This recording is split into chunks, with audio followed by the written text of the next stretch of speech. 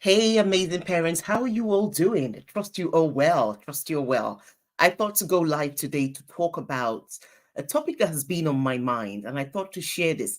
This is a topic that says the parental guilt that no one's really talking about. What is this guilt? A lot of times, as experts in parenting, coaches, and educators, we encourage parents to learn these new ways of parenting, more compassionate, more understanding, listen better, talk respectfully. So we share a lot of these tips and strategies with parents. But there's a price that some parents, actually, many parents pay with learning something new. And the price is that they realize more and more the wrong that they did in the past. And so that creates guilt. And sometimes this guilt can be quite burdensome. And so what I do and encourage parents is that there are ways that we can handle this guilt. I understand the guilt because I want to validate the feeling of guilt that you may have with it, because what happens, the more you learn better ways to parent, the more it exposes the wrong ways that you parented before. But here's my compassionate statement to you at this time, is that whatever it is and however it is that you parented in the past, you didn't know any better. If you knew better, you would have done better, but you didn't know better. A lot of our parenting ways are really from what we saw growing up. We didn't go to school and say, this is how to parent, this is not how to parent. Many of us didn't do that. So many of our upbringings played a part in how we parent. And this is not to even dish out upbringing and stuff. We're not there. We're not even going to go there, because it's not about being judgmental or blaming anybody. Here is about taking ownership and deciding what is better for you and your family. And so I've got 5 ways that we can actually handle this guilt. And I thought to just validate the feeling first. I understand the guilty feeling. I have some guilty feelings as well from, things that could have done better that I didn't do. But one of the ways that I've learned how to deal with it is, first of all, to acknowledge it. Yeah. So I acknowledge it. I accept it. I had a situation, and I'll share this situation with you. I had a situation where my son is grown now, and he shared how he didn't like the way myself and his dad argued when he was younger.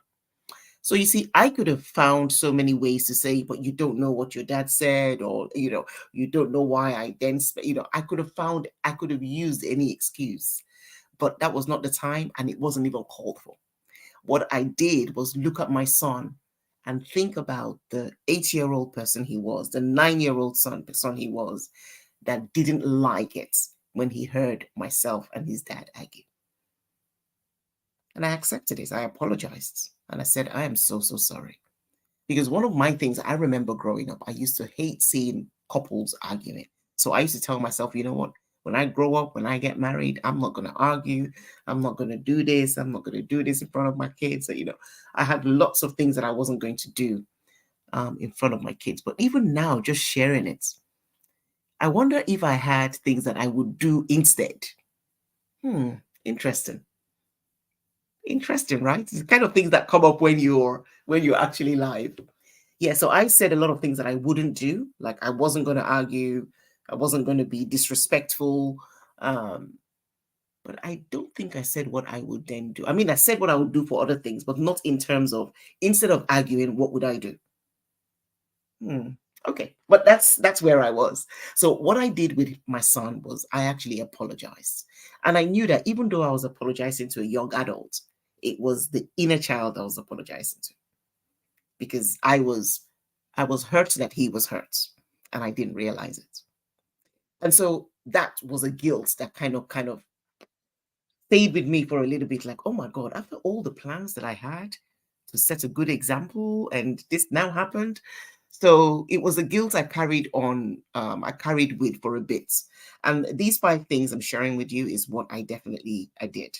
And the first thing was just acknowledging it, accepting it. In terms of, if your child has come and spoken to you about it, apologize to your child. No excuses is needed. it's even if you think it was justified to your son, that's not what he was. That's not the hurt. The hurt was that he didn't like us arguing, and we argued. Okay, so acknowledgement and acceptance, and then the second one is seek knowledge. Seek knowledge. Seek knowledge about it. Watch this video. How do I deal with guilt? Watch this video. How do I deal with guilt? Okay. And then the third one is have that open communication with your children. That's what I did with my son. I had an open communication with him, spoke to him about it, apologized about it, and then kind of felt a bit better. And he accepted the apology. Oh, no, mom, I totally understand this, that, because he's talking as an adult son now, young adult son. And that really made me feel better, that he felt better, that his feelings was really something that I really was really concerned about, knowing that the 8-year-old felt bad about it. Now, what does the 22-year-old feel? How does the 22-year-old feel about it? So I was glad that we had that open communication. So open conversation, very important. And then the fourth thing that I did was demonstrate change through my action. So of course, I'm doing more talking. No, there's no chance to argue anymore. no chance to argue anymore. And even if argument wants to come up, I don't play a part in any arguments. I just switch off. I don't play a part in it. I just wouldn't argue, because arguing is not healthy, and especially when arguments turn toxic. It's okay to share each other's different opinions. That's not a problem. But when somebody else cannot handle the different opinions and then it goes negative and toxic, then I'm not part of that. I'm not part of that game. So that's what it is. Demonstrate change through action. And the fourth one is actually just focus on building a positive future. So every time I speak to him, I'm speaking more, I'm speaking a lot of positivities. I'm speaking life into him. I'm encouraging him. I'm telling him how proud I am of him.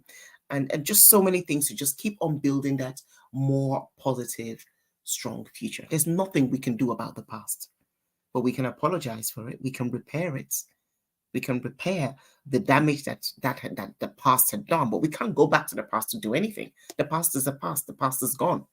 But what we can then now do is build a better future with our children.